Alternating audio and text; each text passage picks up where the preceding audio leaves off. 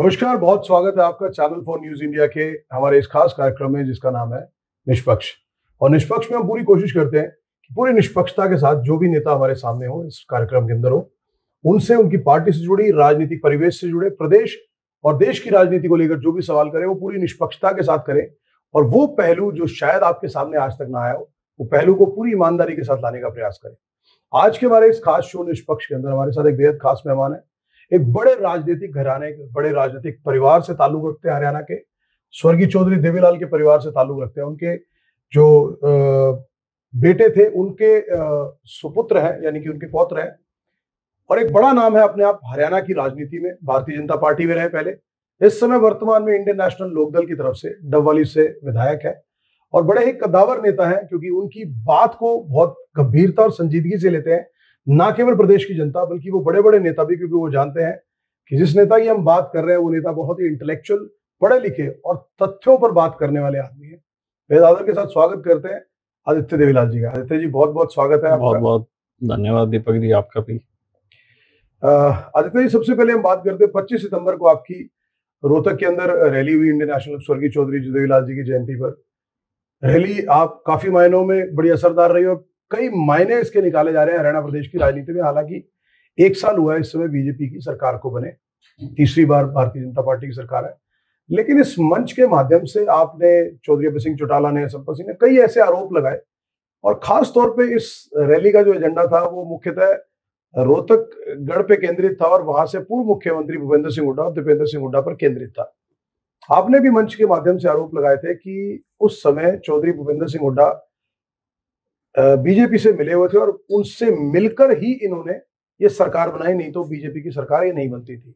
क्या कहना चाहेंगे इस पर? दीपक जी, हर साल 25 सितंबर को चौधरी देवीलाल जी की जयंती बनाई जाती है और बड़े लोगों में उत्साह, उमंग, जोश के साथ लोग आते हैं जी। इसमें कोई दो राय नहीं है कि पिछले 8-10 साल से एक हरियाणा के अंदर माहौल ऐसा बना कि जिससे इंडियन नेशनल लोकदल और परिवार कमजोर हुआ। हर व्यक्ति के जीवन में एक ऐसा समय आता है जिस समय में उतार और चढ़ाव का अंतर उसे मालूम पड़ता है जी। जब परिवार के 2 हिस्से हुए, पार्टी के 2 हिस्से हुए, तो एक बहुत बड़ा आघात उन लोगों को लगा जो लोग चौधरी देवीलाल जी और चौधरी ओम प्रकाश चौटाला जी में आस्था रखते थे। लेकिन आज का जो दौर है वो सोशल मीडिया का जी, और एक ऐसा नैरेटिव सेट किया गया और उस नैरेटिव को सेट कांग्रेस और बीजेपी के दोनों ने किया कि लोकदल जो ग्रामीण अंचल की पार्टी थी, जो हरियाणा का क्षेत्रीय दल था, कि इसको किस तरीके से हम कमजोर कर सकते हैं। तो बहुत मिथ प्रचार, अलग अलग रूमर्स, बोंगस लोगों के अंदर कैसा बनाया गया और कई बारी जनता ऐसे बहकावे में या ऐसे चीजों का शिकार हो जाती है। जनता ने रुख बदला और वो किसी के बहकावे में, जो नैरेटिव था उस नैरेटिव के हिसाब से जनता ने वोट किया।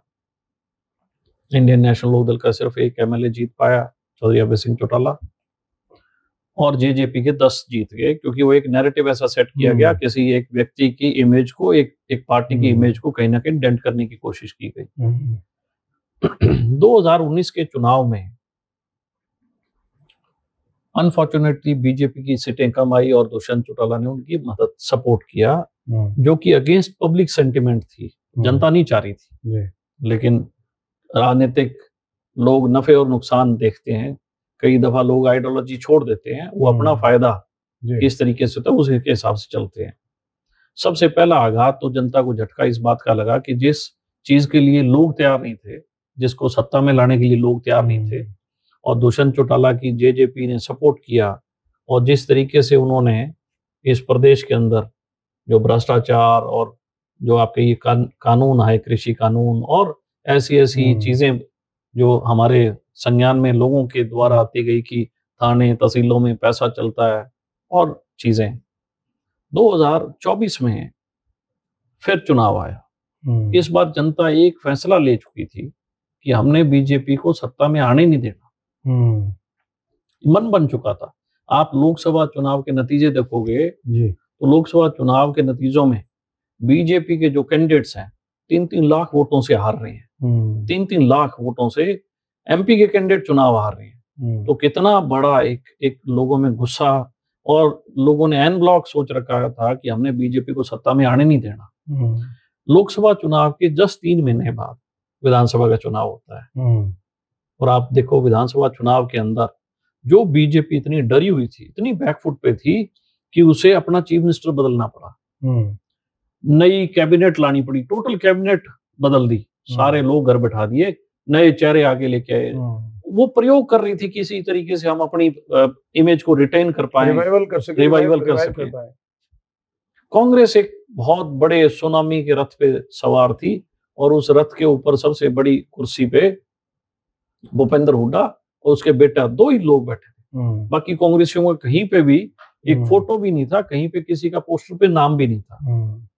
लेकिन जब नतीजे आए तो जनता के साथ इतना बड़ा धोखा हुआ कि लोग 1-1 महीने तो घर से बाहर नहीं निकले। 1 महीना तक लोग घर से बाहर नहीं निकले कि जिस सुनामी के साथ लोगों ने अपनी इमोशंस, लोगों ने अपना पैसा, लोगों ने अपने बच्चों का भविष्य, किसान ने अपनी रोजी रोटी, हर चीज दांव पे लगा रखी थी। लेकिन इन लोगों ने मिलके जिस तरीके से बीजेपी को बैकडोर से मदद की, लोगों को वो आहत हुआ, मन टूट गया।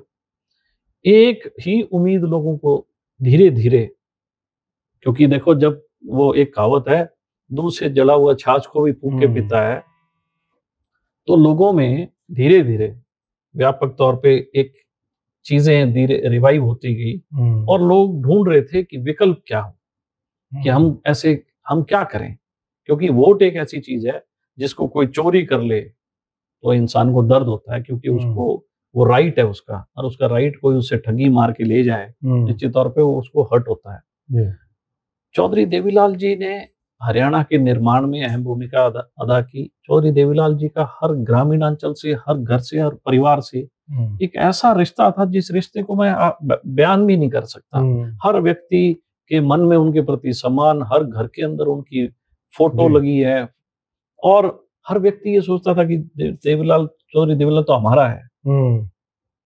लोगों में धीरे धीरे एक जो मिथ इन्होंने नैरेटिव सेट किया था लोकदल के प्रति, धीरे धीरे लोगों को एक भरोसा विश्वास होता रहा कि इंडियन नेशनल लोकदल जो पुराना दल है, जिसने हरियाणा में अनेकों संघर्ष किए हैं, अनेक बार सरकार बनाई, अनेकों जन कल्याण कार्य किए हैं, जितनी योजनाएं आज के दिन है वो सारी योजनाएं चौधरी देवीलाल ने शुरू कर दी। उनके नाम बदले गए।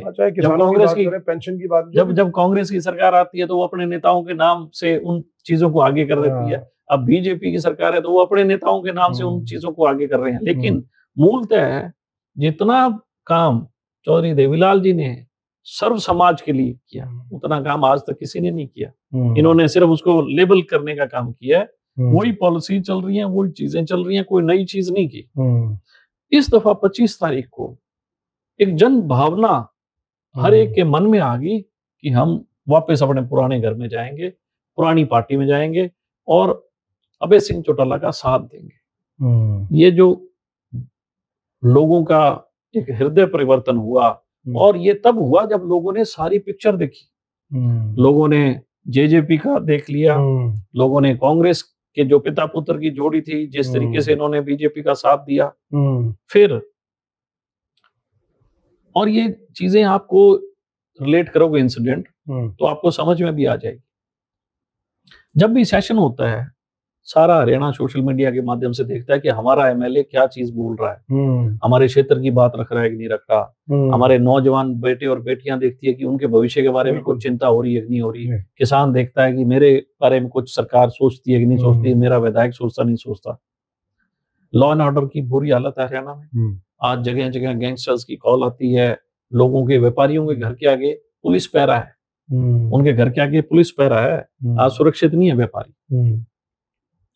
लोगों में एक धारणा बनती गई कि ये सब लोग हरियाणा को लूटने पे लगे हुए हैं। एक ही उम्मीद बची है और वो है इंडियन नेशनल लोकदल और अभय सिंह चौटाला। जबान का करड़ा हो सकता है, लेकिन बात का पक्का है। ये तो मानते हैं और जुबान के करड़ा। मैं फैक्ट बता रहा हूँ, चौधरी बंसीलाल जवान के करड़े थे। ओम प्रकाश चौटाला भी बहुत सख्त थे अपने फैसलों में। कोई आदमी फैसले लेता है वो उसको सख्त होना पड़ता है। बिल्कुल। तो ये जो इस दफा जो लोगों का टर्न आउट हुआ है वो इस भरोसे और विश्वास से हुआ है और इस उम्मीद से कि हम अपने घर वापसी करेंगे और अपनी पुरानी पार्टी के साथ जुड़ेंगे और इस बीजेपी को सत्ता से बाहर करेंगे। मैं तो इसमें दो सवाल आपसे लेना चाहूंगा। आपने उस मंच के माध्यम से चौधरी अभय सिंह चौटाला ने भी कहा और बड़ी मुखरता से आप लोगों ने कहा कि भाई जो हुड्डा पिता पुत्र है ये बी टीम बन के बीजेपी की काम कर रही थी। मेरा इसमें एक पहलू है जिस पहलू को मैं बात करना चाहूंगा और आपका व्यू पॉइंट चाहूंगा। भाई कांग्रेस की सुनामी लग रही थी, ये लग रहा था कि कांग्रेस सरकार बन रही है, लोगों ने उस तरह से मैंडेट देने के लिए तैयारी भी कर ली, खुले मंचों से भी आ गए और सुनने में आया कि बहुत लोग तो अंदर से लामबंद भी होने शुरू हो गए थे कि जैसी सत्ता आएगी और हम जाकर अपना जो भी साठगांठ करनी है वो करेंगे।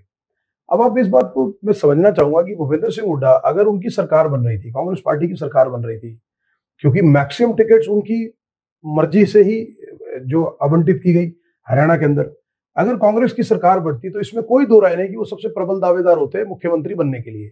चाहे भले मैं मान लेता हूँ कि और भी कुछ नाम चलते रहते, लगातार चलते रहते कांग्रेस पार्टी में, तो भूपेंद्र सिंह हुड्डा ऐसा क्यों करेंगे कि वो तो मुख्यमंत्री बन सकते थे, सत्ता में उनकी पार्टी को मैंडेट मिल जाता, तो उनको क्या जरूरत थी कि बी टीम बन के यहाँ पर विपक्ष में बैठे हैं, एक साल तक एलओपी नहीं पाए, लोगों से गालियां भी खा रहे, लोग कह रहे हमारे साथ विश्वासघात हो गया, हमारी तो सरकार आते आते चली गई। तो भूपेंद्र सिंह हुड्डा के तो प्लेट में मुख्यमंत्री की कुर्सी थी, सिर्फ उनको जाके दिल्ली दरबार में ही तो लाइसेंस मैनेज करना था सब। अगर मैंडेट है तो ऐसा क्या कारण लगता है आपको, क्या लगता है कि भाई कौन चाहेगा यार कि मेरे को तो मिल रही थी मुख्यमंत्री, वो क्यों छोड़ना चाहेंगे? छोटी सी चीज बताता हूँ, राज्य क्षेत्रीय दल और नेशनल राष्ट्रीय दल में क्या अंतर होता है।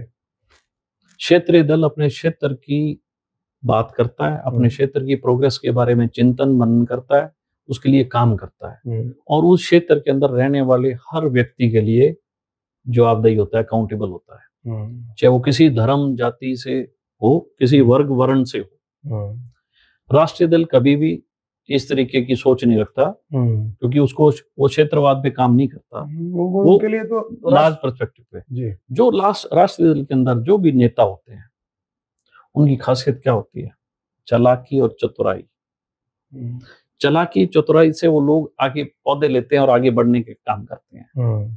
क्षेत्रीय दल के जो लोग होते हैं वो चालाक चतुर नहीं होते, वो मेहनती होते हैं, हार्ड वर्क। वो लोगों की जेन्युइन प्रॉब्लम्स के लिए लड़ते हैं, लोगों के लिए खड़े होते हैं, दिल स्टैंड बाय पीपल।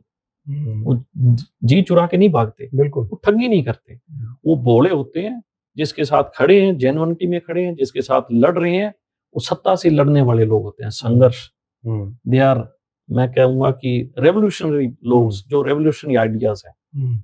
आपने सवाल पूछा, चुनाव से पहले ईडी का छापा पड़ा था भूपेंद्र हुड्डा, पर्चा दर्ज हो गया, अखबारों में स्टेटमेंट्स आई, उनके जितने और कुलीग्स से जो ऐसे धंधों में लिप्त थे जिन्होंने पैसे को मल्टीप्लाई किया, दुगुना नहीं 1000 गुना, एक जमीन के छोटे से चंक को खरीदा, उसके 1000 गुना मल्टीप्लाई किया और वो बेचा और उससे मुनाफा कमाया। स्टेट खजाने पे डाका डाला, लोगों के साथ धोखा किया, क्योंकि जिस किसान की जमीन जिनकी खरीदी गई उन्हें तो कुछ नहीं मिला, आपने 1000 गुना उतना पैसा कमाया।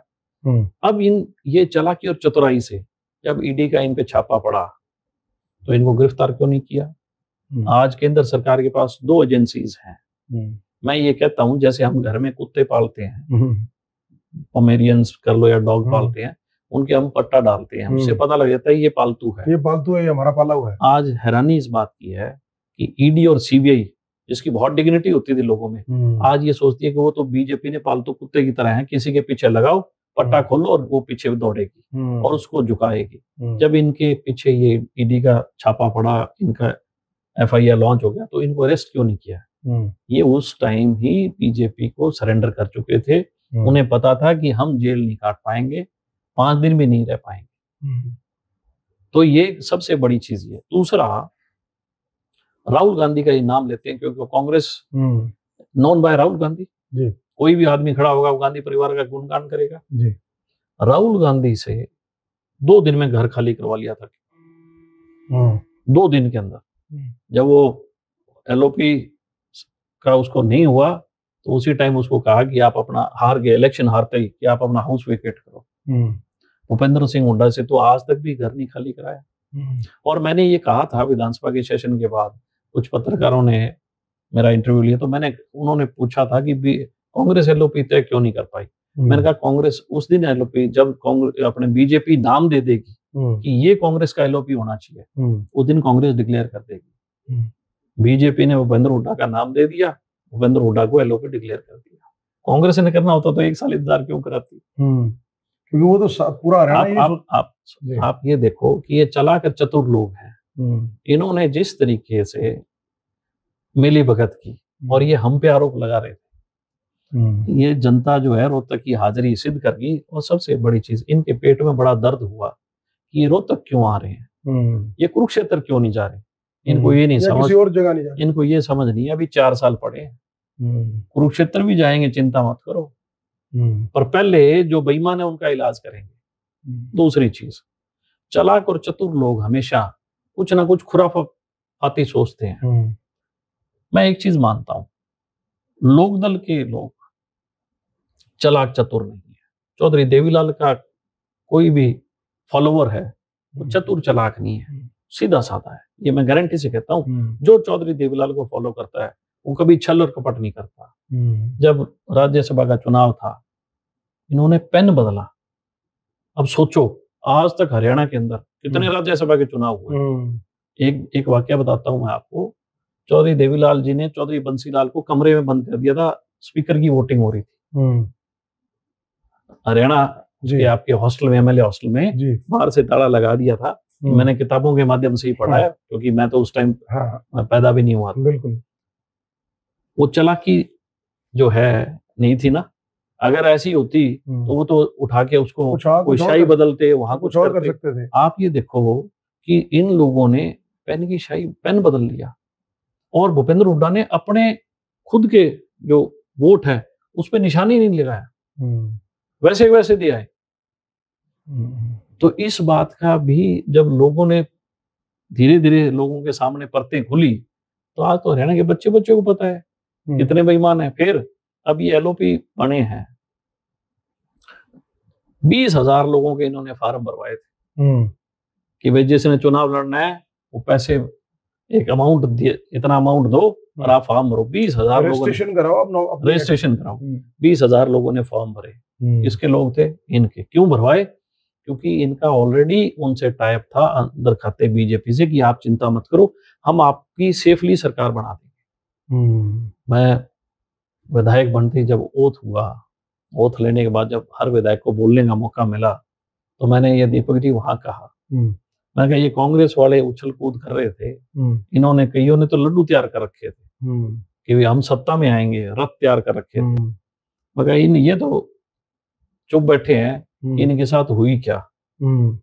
और इधर वाले सोचते नहीं थे कि तुम्हारी सत्ता आ जाएगी, उनकी सत्ता आ गई, वो वैसे चुप बैठे हुए हरे सूद कैसे आ गए। तो दोनों अपनी अपनी जगह उसमें है। हाँ, तो आज जो हरियाणा के लोग हैं ये चतुर और चालाक लोगों को बर्दाश्त नहीं करते। इसमें बिल्कुल आपकी बात ठीक है कि राष्ट्रीय पार्टी जो है उसके एजेंडे अलग है, उनकी विचारधारा अलग है, तो उस विचारधारा के साथ तो क्षेत्रीय पार्टी जो है वो निश्चित तौर पर, क्योंकि उनको क्षेत्र के लोगों की, जनता के हितों के लिए काम करना है। मैं इसमें एक सवाल और मैं लेना चाहूंगा कि 2005 में अंतिम बार हरियाणा के अंदर भारतीय इंडियन नेशनल लोकदल की सरकार रही, चौटाला साहब मुख्यमंत्री थे। लगभग 20 साल का समय हो गया। मैं अभी एक स्टेटमेंट सुन रहा था चौधरी अभय सिंह चौटाला की, तो उन्होंने कहा कि किसी पत्रकार बंधु ने पूछा कि जी वो बड़े नेता, कहते बड़ा नेता कौन होता है? बड़ा नेता वो होता है जो संघर्ष करता है। और इस बात के लिए मैं व्यक्तिगत तौर पे भी, मतलब मुझे ऐसा लगता है और इस बात को कहने में गुरेज नहीं है कि बड़े बड़े नेता है, मैं बिना नाम लिए कहूंगा, बड़े बड़े नेता ऐसे हैं आज भी प्रदेश में भी देश में भी, शायद इनको अगर 3-4 साल भी सड़कों में उतरकर संघर्ष करना पड़ जाए तो शायद वो उसके बाद ड्राइंग रूम पॉलिटिक्स में आ जाएगा या वो उससे रिटायरमेंट ले लेंगे। तो इस बात को कहने में मुझे गुरेज नहीं है। तो इस बात के लिए तो निश्चित तौर पे कोई दो राय नहीं है कि जो चौधरी देवीलाल जी की जो एक जुझारूपन था जनता के बीच में रहना, लगातार रहना, उनके मुद्दे उठाना, एजेंडा उनके लिए काम करना।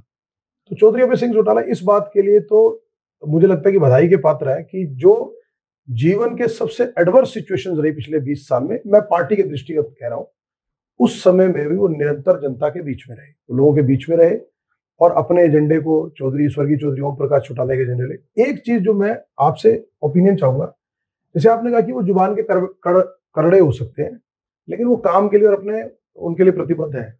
लेकिन क्या आपको नहीं लगता कि कई बार ये जो जुबान का करड़ा होना ही पार्टी के ऊपर नुकसानदायी साबित होता है? तो अगर वो सिर्फ इस चीज को थोड़ा मोल्ड कर ले और थोड़े से अगर विनम्रता अपने भाव में, शब्दों में ले आए, तो मुझे लगता है कि उससे और बेहतर हो जाएगा। दीपक जी, मेरा संबंध हर वर्ग और वर्ण से है जी। मेरे बहुत अजीज मित्र है एन के गुप्ता जी, मैं उनके पास बैठा था, उन्होंने जो मुझे बात बताई मैं हैरान था, क्योंकि वो शहर में रहते हैं और बड़े प्रतिष्ठित हैं। उन्होंने कहा जी आज ऐसे हालात हैं कि अगर हम कमेटी में जाएं तो वहां पैसा देना पड़ता है, हम बिजली विभाग में जाएं तो वहां पैसा देना पड़ता है। कहने का मतलब कि कोई हमारा वाली वारिस नहीं है कि जो हमारी सुनवाई कर ले। और जी पहले जब सरकार थी, हम कहें उस जाते थे और चाहे अभय सिंह चौटाला जी के पास गए, चाहे ओम प्रकाश चौटाला जी के पास गए, फौरी तौर पे उसी टाइम हमारे सामने काम हो जाता था और अफसर घर पे आके सुनते थे घर पे आके।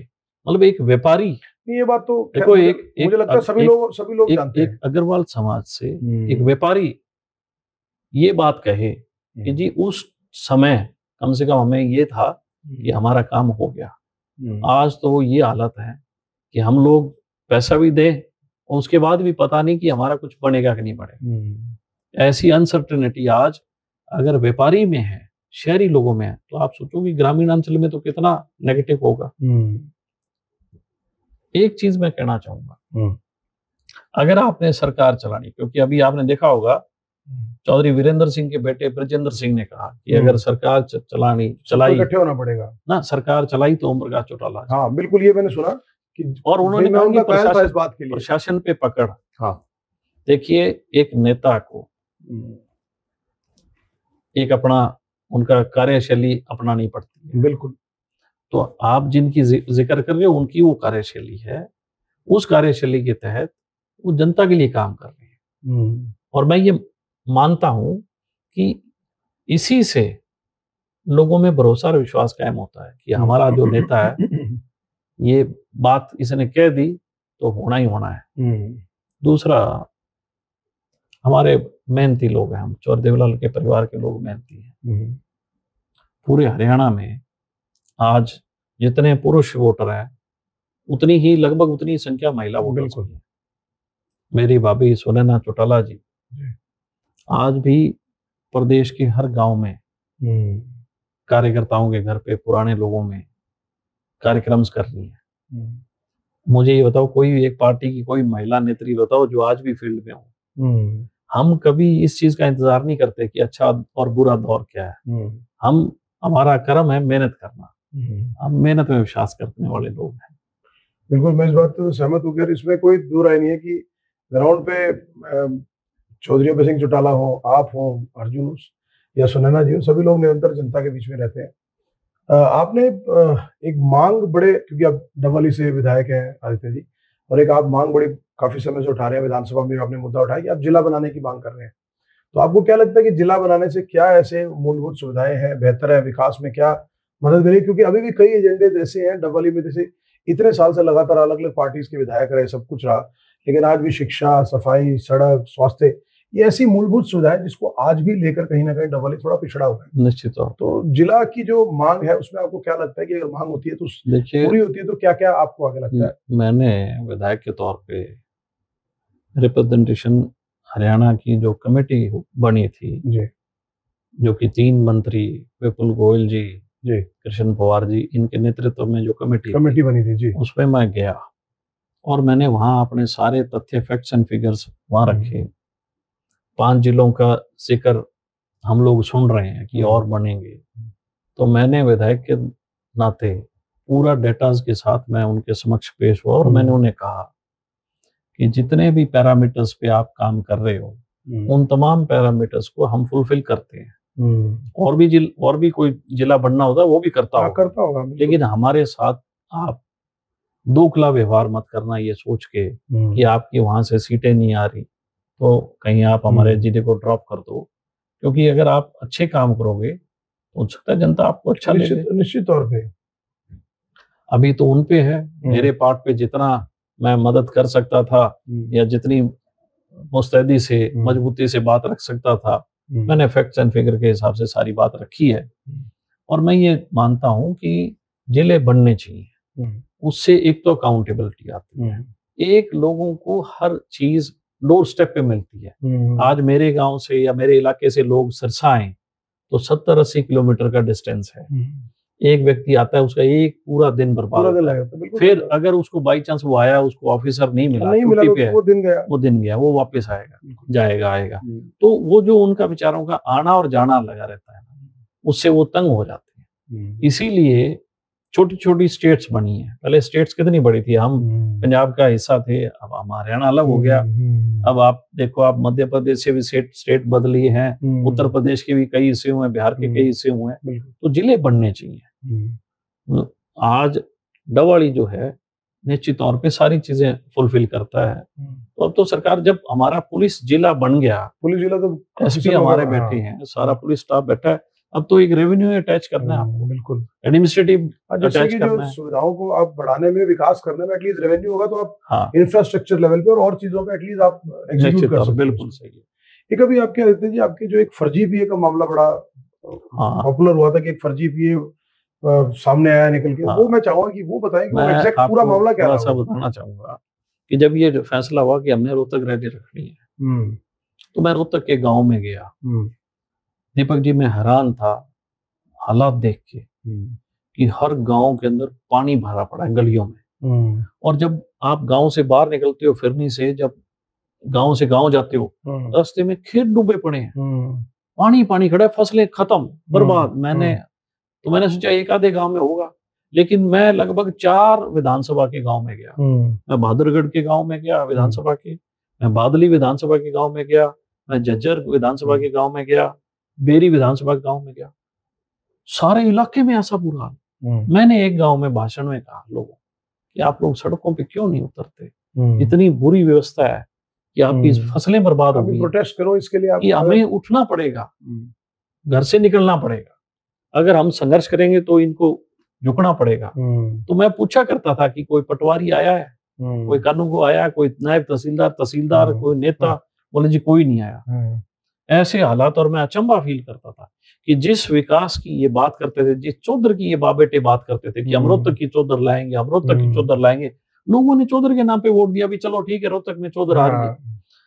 अगर अपने गांव की और खेतों की पानी निकासी नहीं कर सकते, बरसाती पानी की, क्या डेवलपमेंट करेंगे? आप कोठी बनाओ 2 करोड़ की, अगर आपके घर में पानी निकासी का ये प्रबंध नहीं किया तो आपके 2 करोड़ रुपए की कोठी का फायदा, वो भी मिट्टी हो गए। मैं हैरान था लोगों से। और जब मैं वहां गया और मैंने एक वीडियो डाला फेसबुक पे कि ये देखो ये चौधर के लिए ये सारा हालात है। अगले दिन वो दीपेंद्र हुड्डा ट्रैक्टर पे चढ़ के एक गांव में जाके फॉर्मेलिटी कर रहा है। तो मेरे को लोगों ने कहा आपको ये नहीं लगा कि मुझे तो पहले आना चाहिए था? मैं निकलते तो सही, फैक्ट है, मैं झूठ नहीं बोलता कभी, मेरी आदत है। और जब लोगों में हम जा रहे थे तो लोग साथ जुड़ रहे थे। हमने ये भी फैसला किया कि हम 25 तारीख के बाद सरकार को मजबूर कर देंगे कि वो आपका संज्ञान ले, आपकी गिरदावरी करे, आपको मुआवजा दे। अभी अभय सिंह चौटाला जी ने परसों प्रेस कॉन्फ्रेंस की है, उन्होंने समय दिया है, ये 15 तारीख से पहले सरकार इन चीजों को संभालेगी, तो फिर इंडियन नेशनल नोडल सड़कों पे आएगी। जब ये हम सारी चीज कर रहे थे तो आप देखो रैली को रोकने के लिए इन्होंने प्रोपेगेंडास, हथकंडे अपनाने शुरू कर दिए। ये फोन करने लगे लोगों को कि आप रैली में मत जाओ, आप ये एक व्यक्ति ने मेरा फर्जी पीए बन के हमारे एक कार्यकर्ता को फोन किया। अच्छा, लोक दल के लोग वाकई में भोले लोग हैं। चौधरी देवलाल ने हमेशा भोले लोगों का साथ, चलाक चतुर लोगों के साथ चौधरी देवलाल की कभी पटी नहीं, और चलाक चतुर सारे कांग्रेस में थे। तो चौधरी वो पुराने भगत थे। तो उसको उनको फोन कर रहा है कि जी मैं आदित्य जी का पीए बोल रहा हूँ, कोई पैसे चाहिए तो पैसे ले लो, लोगों को इकट्ठा करो, ऐसे ना हो कि मैं प्रोग्राम में आऊं तो वहां लोग ना हो, मतलब। और उसने, उसको बेचारे को पता ही नहीं, उसने तो उसके साथ जो कन्वर्सेशन की तो उसने ऐसी की भी, ठीक है जी, हाँ जी, कोई बात नहीं, हम इकट्ठे कर लेंगे। तो वो उसके मुंह से उगलवाना चाह रहा था कि जी आप पैसे भेज दो और मैं पैसे में आदमी ले आऊंगा। आप सोचो कि ये लीडर तो चालाक चतुर है ही, इन्होंने चेले भी चालाक चतुर बना रखे हैं। और जब मेरे संज्ञान में आई तो मैंने फौरी तौर पे सदर थाना डवाली में एक दरखास्त दी कि मेरी इमेज को और मेरी पार्टी की इमेज को कहीं ना कहीं डैमेज करने की कोशिश कर रहे हैं। अगर ऐसी चीजों को ये बढ़ावा देते हैं तो हम लोग ऐसे लोगों के खिलाफ कार्रवाई कराएंगे, और उसके खिलाफ मैंने एफआईआर लॉन्च कराई। तो अभी क्या स्थिति है? देखिए, एफआईआर लॉन्च कराई, अभी वो अंडर इन्वेस्टिगेशन है, और मैं उनसे पूछता रहता हूँ कि आपकी इन्वेस्टिगेशन क्या चल रही है। उन्होंने एफआईआर लॉन्च कर दी, उनके बयान दर्ज हो गए और वो चालान सबमिट करेंगे। हरियाणा के अंदर इस समय लोगों में एक बहुत चर्चा का विषय बना हुआ है, क्योंकि चौधरी अजय सिंह चौटाला जी का एक बयान आया था, रणजीत सिंह जी ने भी बात की थी, अगर परिवार ये चाहता है कि सत्ता में वापसी करे और चाहता है कि प्रदेश के विकास करे, लोगों को आगे बढ़ाए, प्रदेश को आगे बढ़ाए, तो परिवार को इकट्ठा होना होगा। तो अजय सिंह चौटाला जी का भी 2-3 जगह बयान आया। उन्होंने कहा भी देखो, चौधरी रणजीत सिंह जी हमारे परिवार के बड़े हैं, वो अगर पहल करते हैं तो मैं उनके साथ हूँ। तो ये तो हो गया उनका पक्ष। तो आपके यहाँ पर भी अभय सिंह चौटाला जी के परिवार में कोई बातचीत चल रही है या आपस में? देखिए, मैं कि ड्राइंग रूम बैठे खाना खाते बात चल रही है, मैं आपको इकट्ठा होना है नहीं होना? दीपक जी, एक बात आपको बताता हूँ। मेरे पास जो घर है वो चौधरी देवीलाल जी का घर है, पुराना पुश्तैनी घर। मेरे पिता सबसे छोटे थे तो वो घर हमारे हिस्से में आया जी। मैंने कभी उस घर को अपना नहीं माना, मैंने ये माना कि चौधरी देवीलाल की धरोहर है, इसे मुझे संजो के रखना है। हरियाणा से और हरियाणा के बाहर अन्य प्रांतों से भी जब लोग उधर से गुजरते हैं ना, तो चौधरी देवीलाल का घर देखने आते हैं। मेरे लिए बड़े सम्मान और फक्र की बात है। मेरे घर में सब लोग आते हैं। मैं ना तो किसी को निमंत्रण देता, क्योंकि उनका घर है, चौधरी देवीलाल का घर है, तो स्वाभाविक है चौधरी देवीलाल की सारी फैमिली किसी वक्त आ सकती है। चौधरी देवीलाल जी की जयंती जो है वो 25 सितंबर की। किसने चौधरी रणजीत सिंह को रोका कि आप आओ या ना आओ? अरे वो तो जब सारे हरियाणा के लोग मना रहे हैं, चौधरी रणजीत सिंह ने भी घर पे बनाई है। घर पे बनाई और हर साल घर पे करते हैं पिछले कई साल। वैसे ही कह रहा हूँ, ये जो चीजें हैं, आप साफ दिल, पाक दिल होके आप विचार करो। खाली पॉपुलैरिटी के लिए हम लोग बयान दे दें, कोई उधर से बयान दे दे, कोई किसने रोका है? वैसे मैं बिल्कुल मैं आपको बड़ा बताऊं जी, भाई आपके दादा हैं जिसके नाम से आज आप वोट ले रहे हो, सारे आपकी खुद की क्या क्रेडिबिलिटी है? आपने ऐसा क्या काम किया कि लोग आपको वोट दे? आप क्रेडिबिलिटी चौधरी देवीलाल जी की है, उनके नाम से आपको वोट मिल रहा है। बिल्कुल। तो जन भावना को समझो। आपको कोई निमंत्रण थोड़ी देगा, तो आपका है, चौधरी देवीलाल आपके हैं, तो आप वहां स्टेज पे जाओ, कौन मना करता है? मन साझा करो, कौन मना करता है? लेकिन अगर आप ये चीजें कर रहे हो कि उसको बयान दे दिया, वो उसको, क्योंकि मैं देख रहा हूँ सोशल मीडिया में हर महीने कोई ना कोई ऐसा बयान आ जाता है, मैं समझता हूँ ये ठीक नहीं है।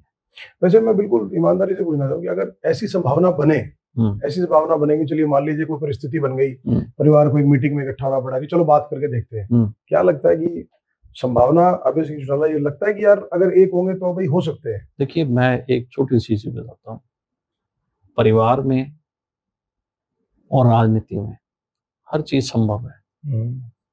हर चीज, कोई ऐसी चीज नहीं है को असंभव हो, लेकिन मन साफ होने बहुत जरूरी है, सबसे महत्वपूर्ण। हाँ, जब हम सब लोग जी चौधरी देवीलाल के नाम से रहे हैं तो फिर रोड़ा क्या है?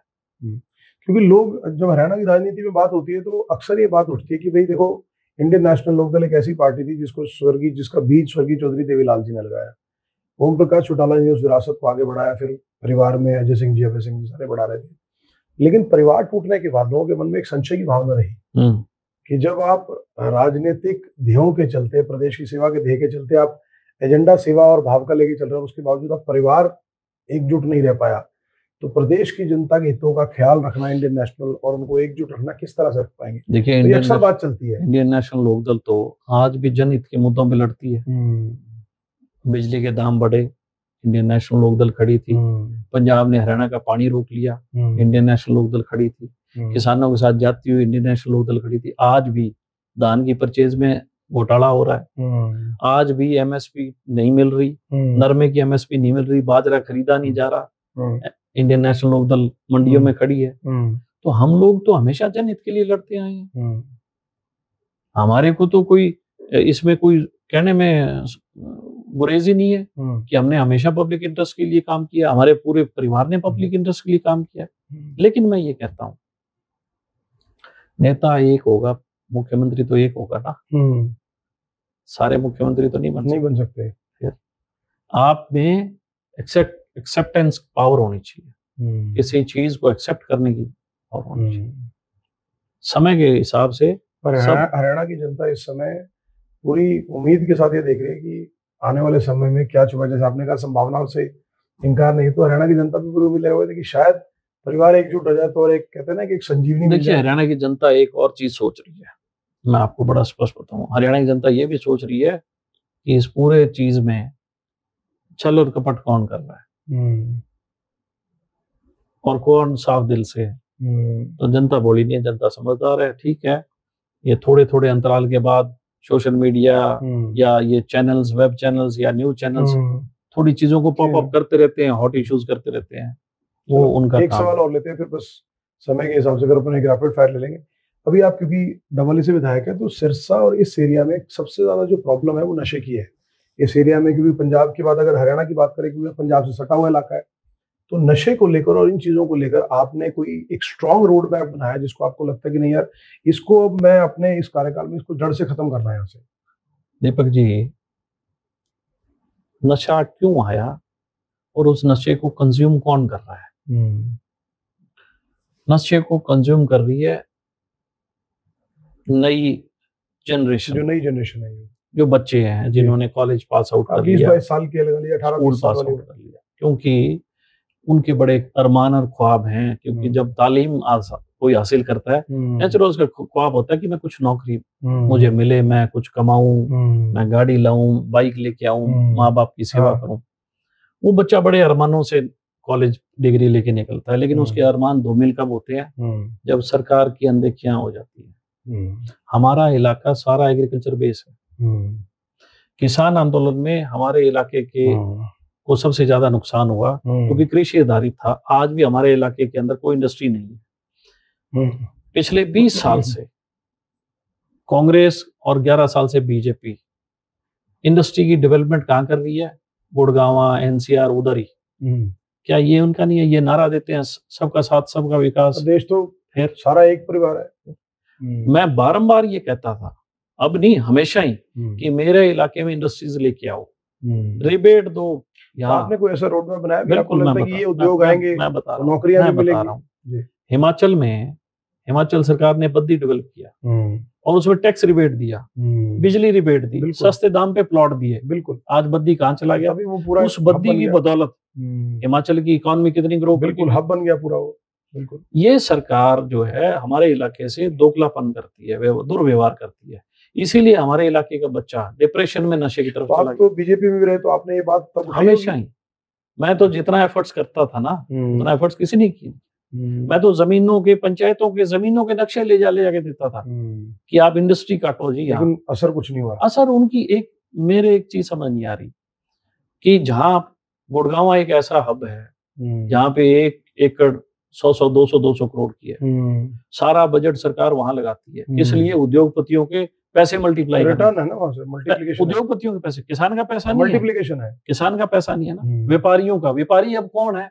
ये सारे राजनीतिक लोग, इन धोले कुर्ते पजामे वालों के सबकी कंपनियां हैं, सबकी कंपनियां हैं।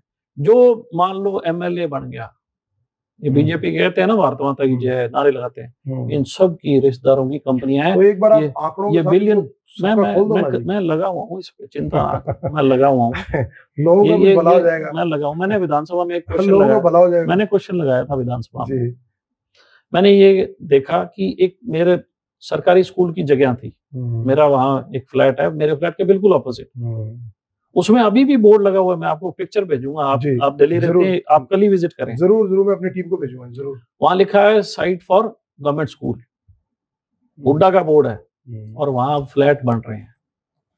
गोदरेज कंपनी, नाम नहीं लूंगा मैं, आपको डिटेल बताऊंगा उस कंपनी के हिस्सेदार कौन कौन है। जरूर जी, ये सारे चिट्ठे आपसे लूंगा, इसके ऊपर फिर हम एक स्पेशल स्टोरी करेंगे जी, जरूर। और मैंने ये विधानसभा में क्वेश्चन लगाया कि जितनी भी सरकारी स्कूलों की और कॉलेजों की साइट थी जिसमें गवर्नमेंट स्कूल बनने थे, वो साइटें क्यों बेची गई? गवर्नमेंट स्कूल में कौन पढ़ता है?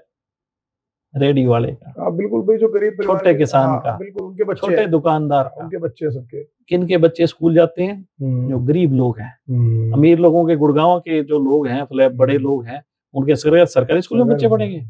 उनके बच्चे पढ़ते हैं, महीने की 2-2, 4-4 लाख रुपए फीस होती है। मतलब है कि उसमें बोर्ड लगा हुआ है और जमीन एक्वायर करा दी। अच्छा, हाँ। अब इतने सालों तक नहीं हुई, इस बीजेपी की सरकार में उनकी बोलियां हुई।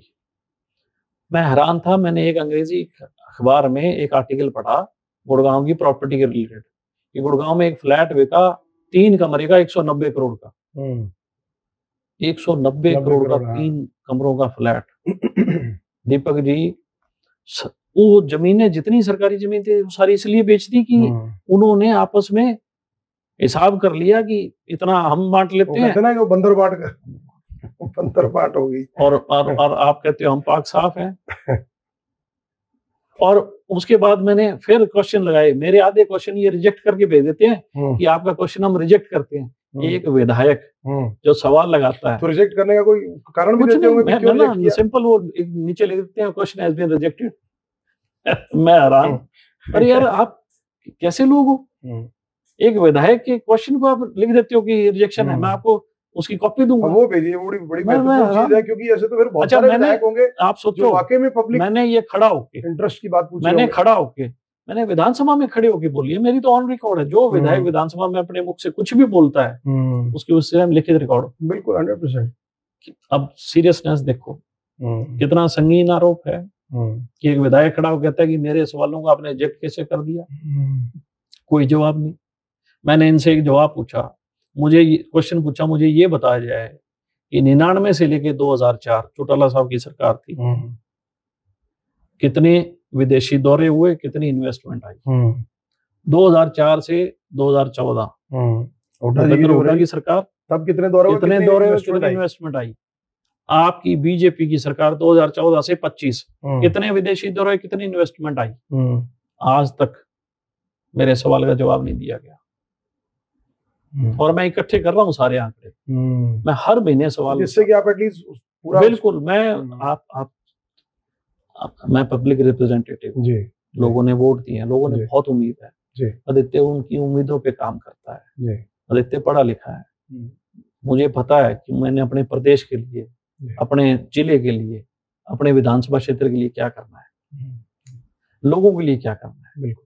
तो आदित्य जी, बस मुझे लगता है कि अभी हम चलते जाते एक छोटा सा रैपिड फायर लेते हैं। मैं आपको ऑप्शन दे दूंगा, नाम आप उसमें से ले, और कोशिश करेंगे कि थोड़ा ब्रीफली अगर हम ले पाए तो। हरियाणा की राजनीति ज्यादा गर्म कब होती है, इलेक्शन के वक्त या चौटाला परिवार की मीटिंग में? इलेक्शन के वक्त। इलेक्शन के वक्त गर्म तो तभी होती होगी, बड़ा बताओगे। लोग कहते हैं हरियाणा में नेता बदलते हैं, सिस्टम नहीं, तो आप सिस्टम बदलना चाहते हैं या सिर्फ कुर्सी?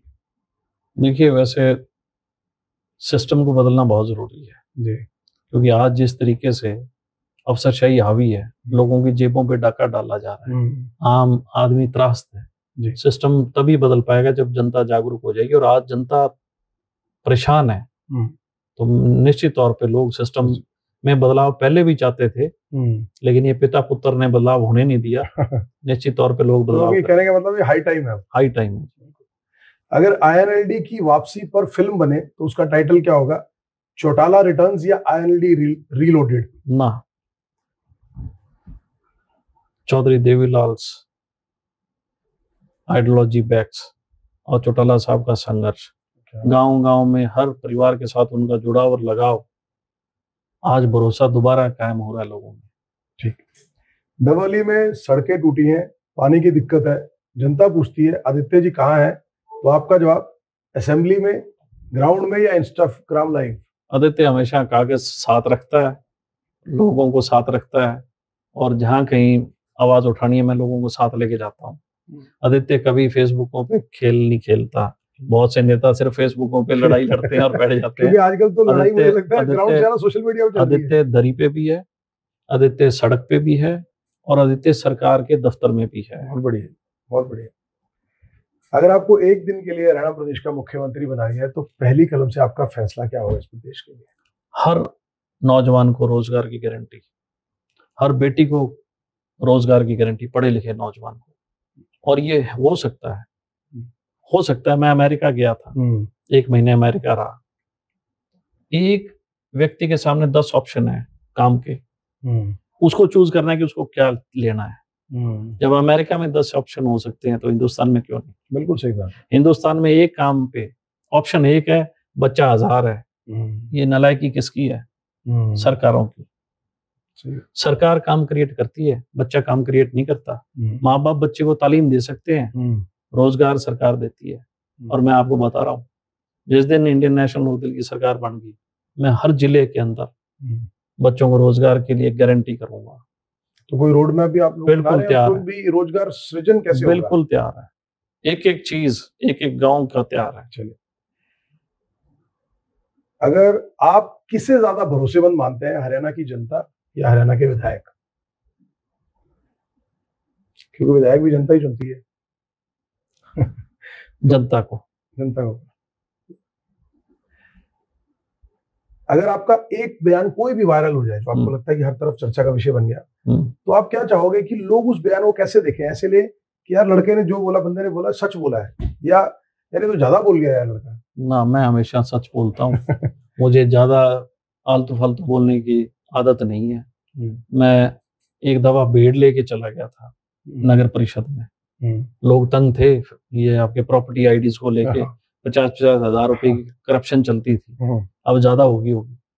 फिर मैंने एक बयान दिया था कि ये टिकटें एसपी और डीसी को दे दो, वो जनता बता देगी कि आपको कितना वोट पड़ेगा। तो मैं कभी भी इस बात से संकोच नहीं करता। जहां गलत हो रहा है तो मैं बोलता हूँ, कोई भी प्लेटफॉर्म हो, मैं कभी भी अपने आंखों के सामने गलत होता नहीं देख सकता। अगर आदित्य देवीलाल जी को एक मौका दिया जाए कि आपको अवसर दिया जाता है चौटाला परिवार को एक करने का, आप पहल करेंगे? निश्चित तौर पे। मुझे कहीं पे भी बैक स्टेप होना पड़ा तो मैं 1 सेकंड लगाऊंगा। मतलब आप पहल करेंगे इस बात के लिए? मैं कह रहा हूँ, मुझे बैक स्टेप होना पड़ा, कुछ चीज के लिए पीछे हटना पड़ा, किसी के लिए 1 सेकंड लगाऊंगा। 1 सेकंड परिवार को एक करने के लिए, 1 सेकंड, एक क्षण। आदित्य देवीलाल जी का आने वाले 4 साल के लिए हरियाणा के लोगों के लिए एक ऐसा मैसेज जो आपको लगता है कि हर आदमी के दिल में वो भाव होना चाहिए, और खास तौर पे अपने डबली के जनता के लिए? देखिए, मैं एक चीज मानता हूँ, हर व्यक्ति का एक सपना है, हर व्यक्ति का, चाहे वो कोई भी काम करता है, उसका सपना है। उसके सपने को साकार करने के लिए उसकी मदद करें, ताकि वो अपनी मंजिल और मुकाम को हासिल कर सके। उससे बड़ी खुशी मेरे लिए कुछ नहीं होगी। और मैंने कोशिश की अपनी जिंदगी में जिन लोगों के सपने हैं उनको साकार करने की। मैं हमेशा एक डाउन टू अर्थ रहता हूँ, जमीन से जुड़ा, और मैं लोगों के लिए जीता हूँ, लोगों के लिए कमाता हूँ, लोगों के लिए काम करता हूँ। मेरे को सुकून मिलता है इस करने। मैं कभी धन दौलत के लालच में नहीं हूँ। मेरे लिए प्रायोरिटी पैसा नहीं है। मेरे लिए प्रायोरिटी है कि किसी के काम आ जाऊं तो उसको जो खुशी मिलती है, तो मेरे को संतुष्टि मिलती है कि मैं किसी के काम आ गया। बिल्कुल। एक अंतिम सवाल आते ही चलते चलते लेंगे।